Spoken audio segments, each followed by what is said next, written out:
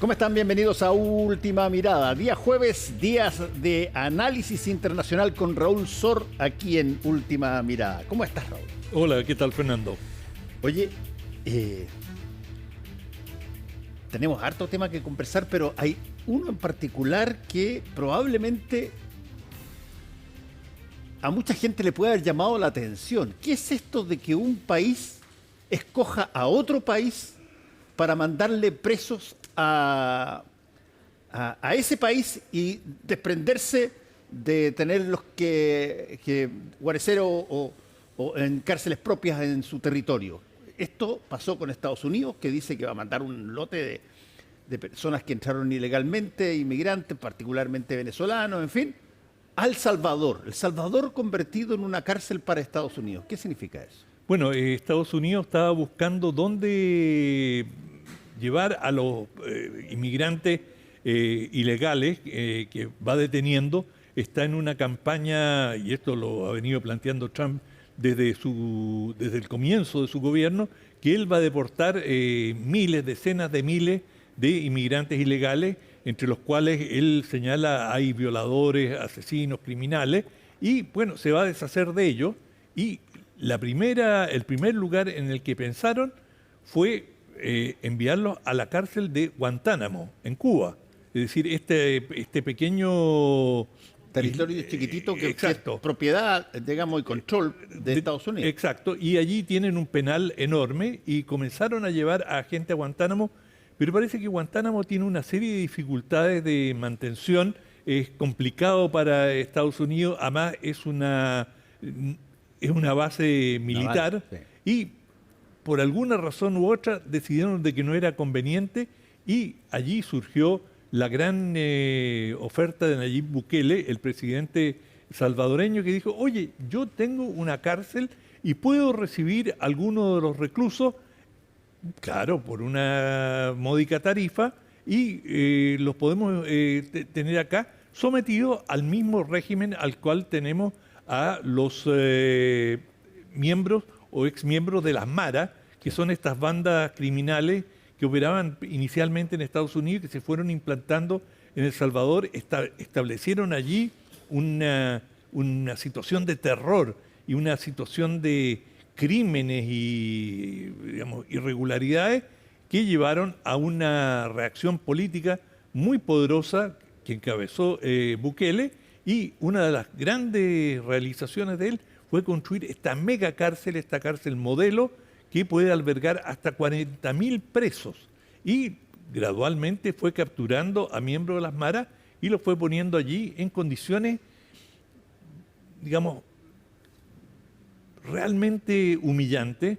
Visten permanentemente en calzoncillo y una camiseta, están rapados y tienen que prácticamente todas las imágenes que se muestran están inclinados, humillados por los carceleros, y que reciben una dieta, por ejemplo, ellos dicen que, digamos, los responsables de la cárcel, el alcaide dice, esto lo hacemos les damos una dieta para que sean menos rebeldes, y eso significa que no reciben nunca carne, básicamente no reciben proteína, y los mantienen con arroz y harina, y eso es la dieta, sometidos a un régimen tremendamente duro. Y bueno, dentro de esta perspectiva, la propuesta de Bukele a Estados Unidos, nosotros estamos dispuestos a recibir a algunos de vuestros presos, y el primer lote de más de 200 presos son venezolanos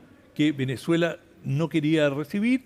Bueno, los han mandado a El Salvador y ya han llegado. Ok, eso por el módico precio de 20.000 dólares anuales, que Bukele dijo por preso, y Bukele dijo, esto para Estados Unidos es muy poca plata, pero para nosotros es importante.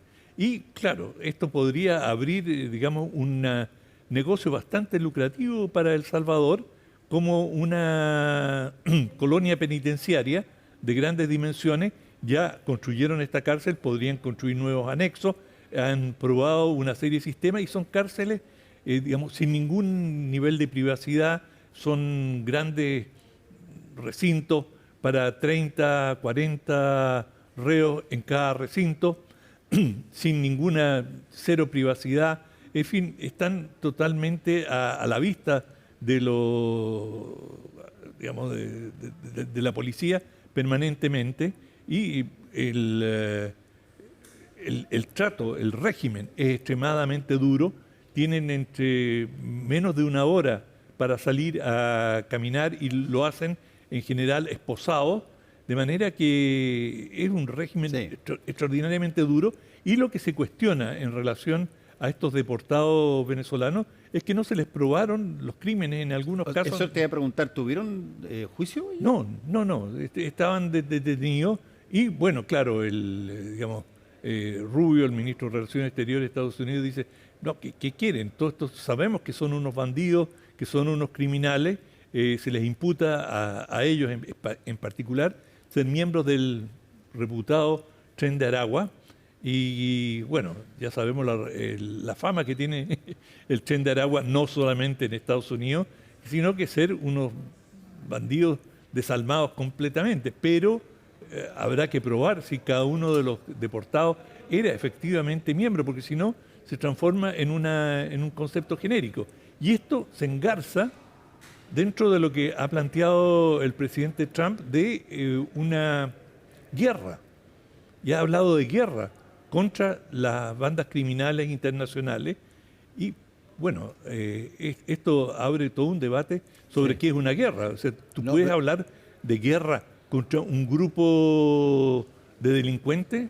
Las guerras en todos los tratados internacionales son guerras entre estados o entre grupos insurgentes que buscan la conquista de un territorio o del poder. El caso de la delincuencia, incluso en los casos de narcotráfico más agudo, digamos, como fueron los carteles en Colombia, nunca mostraron un real apetito por conquistar el poder. De manera que hay una diferencia importante entre la delincuencia y una insurrección que apunta a la toma del poder o el conflicto con otro Estado. De manera que, de acuerdo a las convenciones de Ginebra, no cabe hablar de guerra. Y es importante, muy importante, respetar los conceptos, porque de acuerdo a cómo tú caracterizas un conflicto, es el tratamiento que le vas a dar. Sí, pero hay otra variable que es bien particular. Yo la he repetido algunas veces en el programa, y que tiene que ver con que cuando se hace una política en contra, por ejemplo, en este caso, de la delincuencia más brutal, el 99% de las personas siempre se considera que va a ser víctima, nunca considera de que va a ser victimario, no concibe de que uno de sus hijos o uno de sus hermanos o uno de sus padres vaya a ser parte de algo ilegal y termine en esas cárceles barbáricas que hay, como ejemplo en El Salvador. Y por lo tanto, todos dicen, sí, démosle con todo y qué sé yo, y pena de muerte y todo eso, hasta que de repente empieza a pasar de que alguien cercano es caído, no tiene juicio, sino que rápidamente es llevado a un lugar o es, qué sé yo, incluso muerto. Bueno, y la pregunta dice, oye, pero a él no. ¿Cómo se dirime cuando tú estás haciendo una cosa masiva, totalmente vacía, y no estás haciendo juicios individuales? ¿Cómo se establece que efectivamente todas las personas que caen sean personas culpables?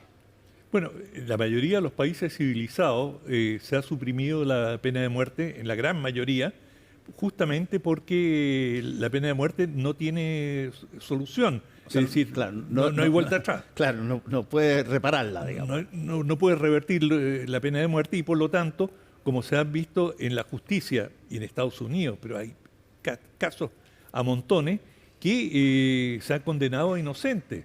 Ahora, a un inocente que se le envía a la cárcel, finalmente, si se descubre al verdadero causante, al verdadero criminal por el cual se había imputado a un inocente, esto se puede revertir. Pero con la pena de muerte ya no hay vuelta atrás. De manera que la mayoría de los países ha decidido abolir la pena de muerte, y por supuesto tienen condena perpetua y otras penas, pero en el caso de El Salvador y de las personas que se están enviando allí, no hay juicio, no pueden apelar, solamente después de un año se revisan algunas de las condenas, un año. Es decir, si tú mandas a un inocente que se le imputó algo y después de un año recién se puede reconsiderar el caso, y además tú sabes que en El Salvador no es como en Estados Unidos que te van a pagar reparaciones y que te van a dar una compensación, en fin, y aún así nadie se sometería voluntariamente a un régimen semejante. Pero y lo más importante es que incluso este tipo de situaciones en general no bajan los niveles de delincuencia. Por ejemplo, los países que tienen pena de muerte, ya que la mencionamos, no se ha visto o sea, Estados Unidos es uno de los países con mayor actividad criminológica y tiene pena de muerte, en la gran mayoría de los estados. Claro, y justamente lo que se argumenta en contra de la pena de muerte, que comienza a ser una demanda en ciertos sectores en Chile, es que es una ficción pensar de que la pena de muerte inhibe a los delincuentes. El delincuente cuando delinque no lo hace pensando en que lo van a capturar y que va a ser condenado.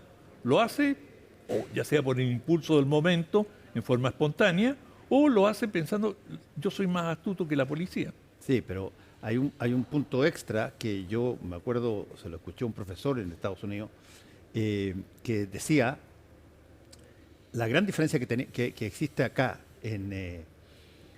con los estados que usan mucho la pena de muerte, es que el ladrón o el delincuente sabe de que arriesga la pena de muerte y por lo tanto no deja testigo.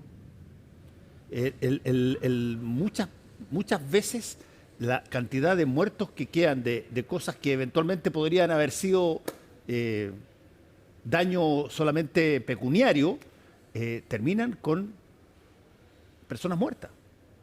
A propósito de eso, una vez de visita en Estados Unidos, alguien me dijo, y si te asaltan en la calle, no lo mires a la cara. Exacto, no lo mires, porque si lo miras, has firmado tu sentencia.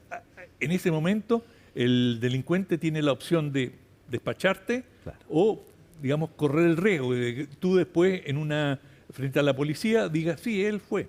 Y por lo tanto, justamente trata de que no haya ningún... Claro, esto tiene que ver con una serie de estudios que se hicieron en Estados Unidos después de aplicarse varias veces la pena de muerte, que se yo acá allá, y se daba cuenta de que lejos de haber menos víctimas de asalto, había más muertos. Exacto. Y hasta que alguien ahí planteó, pero perdona, pero si el tipo sabe que si es que lo pillan lo van a matar, bueno, no te deja testigo, no quiere que nadie lo identifique. Bueno, y ahora, volviendo a El Salvador, así como van las cosas, uno puede sospechar de que, habiendo descubierto una gran industria, la industria carcelaria, El Salvador podría rivalizar con Costa Rica. Costa Rica es un gran lugar de migración de gente mayor estadounidense, jubilado, y han desarrollado una gran industria médica y de atención a gente mayor. Bueno, El Salvador podría competir, pero en la otra cara de la calle. Exacto, y desarrollar una enorme colonia penal, que puede ser una industria rentable. Sí, no, pero el combate contra la delincuencia en el mundo es un tema que no significa que, por cierto, no tienes que bajar la fuerza o bajar tus ganas de erradicar la delincuencia, todo lo contrario, sino que tienes que buscar los métodos que no te sirvan, no sean un boomerang después. Absolutamente, o sea, yo creo que el tema de la delincuencia, como tú bien señalas, es un tema en todo el mundo y hay un esfuerzo coordinado en muchos países por lograr reducir la delincuencia y buscar métodos, pero métodos que sean eficaces. Ese es el tema central. No es si se reprime o no se reprime la delincuencia. No hay ninguna duda que la delincuencia debe ser reprimida, claro, y duramente, pero con métodos que realmente garanticen que los delincuentes no van a reincidir y sin violar sus derechos esenciales. Bueno, vamos a tu libro. Mi libro. Es un libro de un chino, Yuk Hui, y es la pregunta por la técnica en China, un ensayo sobre la cosmotécnica. A ver. Este libro es extraordinariamente interesante. Yuk Hui se pregunta, ¿todas las técnicas en el mundo es igual o hay ciertos países que tienen algunas ventajas en el desarrollo tecnológico? Por ejemplo, Estados Unidos está hoy en una competencia desbocada con China por quién logra el mayor desarrollo. Y él dice, acá tenemos dos modelos. Un modelo de iniciativa privada, que es Estados Unidos, en que tenemos, digamos, gente como Elon Musk, que hemos visto lo que han conseguido, digamos, en términos de desarrollo en la carrera espacial. Y por otro lado tenemos a China, que es un Estado centralizado que se fija objetivos a largo plazo, 20, 30 años, y que está invirtiendo en ciertas tecnologías. Y ellos han definido 8 tecnologías en las cuales, entre ellas, por supuesto, la inteligencia artificial, en que China está trabajando con una visión de década. Y según Hui, la China lleva ventaja. Y este libro trata sobre eso. ¿Por qué es necesario en ciertas tecnologías una visión que va más allá del mercado? Mira. Es decir, el mercado te representa ganancias sobre un horizonte de 10 años. Hay muchas inversiones que tardan en madurar, pero aún así esto necesita una visión, como dicen los chinos, de 50 años o quizás de un siglo. ¿Cómo se llama el libro? Se llama La pregunta por la técnica en China. Y él vaticina que los chinos van a ganar en los rubros en que están compitiendo, llevan ventaja y lo más probable es que terminen dejando atrás a Estados Unidos. Oye, a ver, la otra cosa en Estados Unidos que sigue generando todo tipo de ruido, a esta altura mucha gente se pregunta, ¿cuáles son los aliados hoy día de Estados Unidos? Cuando se levanta Trump en la mañana, ¿de quién es aliado? ¿Es aliado de Putin? ¿Es aliado de Zelensky? Porque ha cambiado varias veces y no se entiende muy bien cuál es la razón. Mira, no hay aliados realmente en política internacional. Como se ha dicho tantas veces, en política internacional hay intereses. Y el interés de Estados Unidos y de Trump en particular, justamente hablando del tema de la competencia con China, raras exacto, es, digamos, y sobre todo enfrentar a China, y a la cual Estados Unidos ve como su adversario principal en lo tecnológico, en lo comercial y en un futuro, ojalá muy distante y ojalá nunca, en el militar. Pero en todo caso, hoy día, Estados Unidos trata de concentrarse hasta donde le es posible en el conflicto con China o la fricción con China, y considera que la guerra ruso-ucraniana fue una distracción, que Estados Unidos, digamos, termina respaldando a Ucrania, siendo el principal abastecedor de armas, el principal financista de la guerra en Ucrania, y Estados Unidos quería salir de eso, específicamente Trump, y dar un viraje, y eso es lo que viene de hacer. La situación de Ucrania es totalmente distinta. Ucrania está luchando por su supervivencia como nación y por lo tanto sus criterios son totalmente distintos y está dispuesto a llevar, incluso a aceptar una guerra de desgaste de años, cosa que ahí tú ves que los intereses divergen entre Ucrania y Estados Unidos.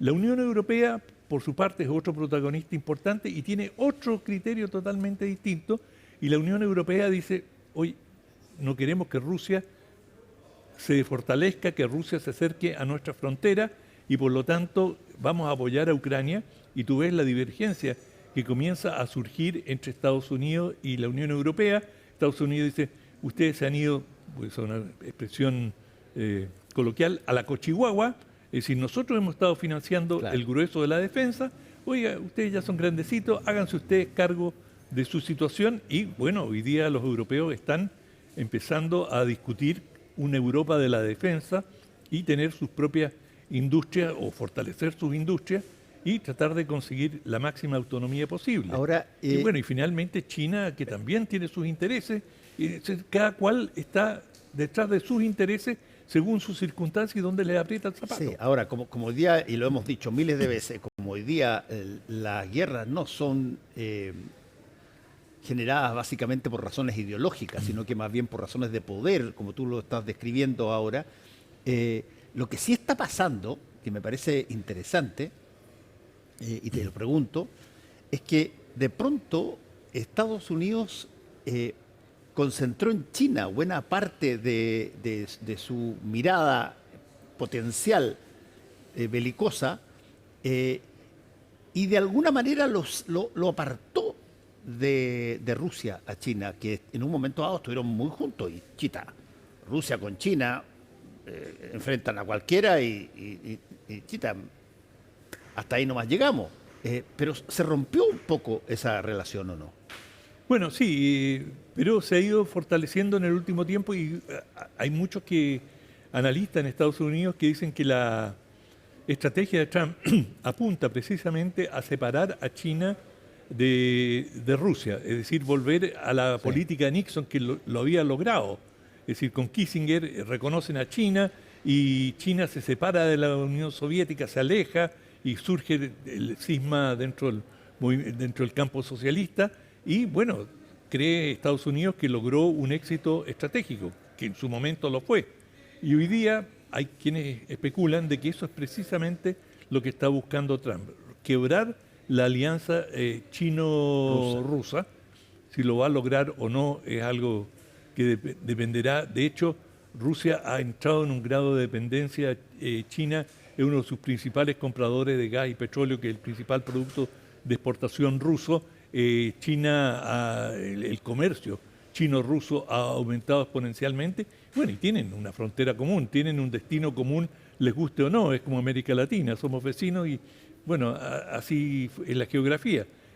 Veremos cómo evoluciona esta situación, pero hay mucha especulación en Estados Unidos que hay una política mucho más profunda por parte de Trump en cuanto a separar a Rusia de China. Habrá que ver si eso prospera o no. Sí, bueno, pero hay ciertas cosas que están de alguna manera dadas para que eso pueda pasar. Por ejemplo, el factor ideológico está fuera. Y como está fuera, lo que en un momento dado, durante la época de la Guerra Fría, era lo primordial, o tú eres capitalista, o tú eras socialista, o comunista, qué sé yo, y eso tenía importancia, hoy día básicamente es, oye, disminuyamos el poder a China. Sí, y por otro lado, digamos, yo creo que aunque los discursos eran profundamente ideológicos en algún momento, en la práctica los intereses nacionales tendían a prevalecer. Y la Unión Soviética, pese a toda su propaganda socialista, estaba muy preocupada de su integridad territorial, de mantener su poder, y era el poder soviético lo que tenía el primer lugar, más que la solidaridad socialista y, digamos, cambiar el mundo y construir el socialismo en la tierra. Sí, es verdad. Y eso se produce, ese quiebre en el momento en que la Unión Soviética se convierte en Rusia. Sí, la Unión Soviética tenía una potencia gigantesca con la cantidad de países que funcionaban bajo su alero. Y esa es la raíz del conflicto de la guerra ruso-ucraniana, precisamente. Claro. Porque Ucrania era parte integral de la Unión Soviética. Ucrania no existía como Estado-nación. Y recién, digamos, después de la caída del muro y en la década pasada, Ucrania emerge como un Estado independiente, pero el grueso de su historia no lo ha sido. Sí, ahora, qué curioso cuando se dan este tipo de cosas de que Rusia mirando a Ucrania lo entiende como alguien que es parte de la Rusia madre, y de repente, medio en broma, medio en serio, Trump dice de que Canadá debería ser el estado número 51 y básicamente alude a exactamente la misma lógica. Sí, sí, y digamos, dice, ustedes canadienses, olvídense de los aranceles, olvídense de todo, sean parte de Estados Unidos y van a vivir mucho mejor y van a tener mejores condiciones. Y es lo mismo que le dice Rusia a Ucrania. Bueno, tenemos que seguir atentos a eso. Muchas gracias, Raúl Sor, por haber estado con nosotros. Igual, chao, viejo. Como todos los jueves. Y muchas gracias a ustedes. Nos encontramos el próximo lunes aquí en CNE.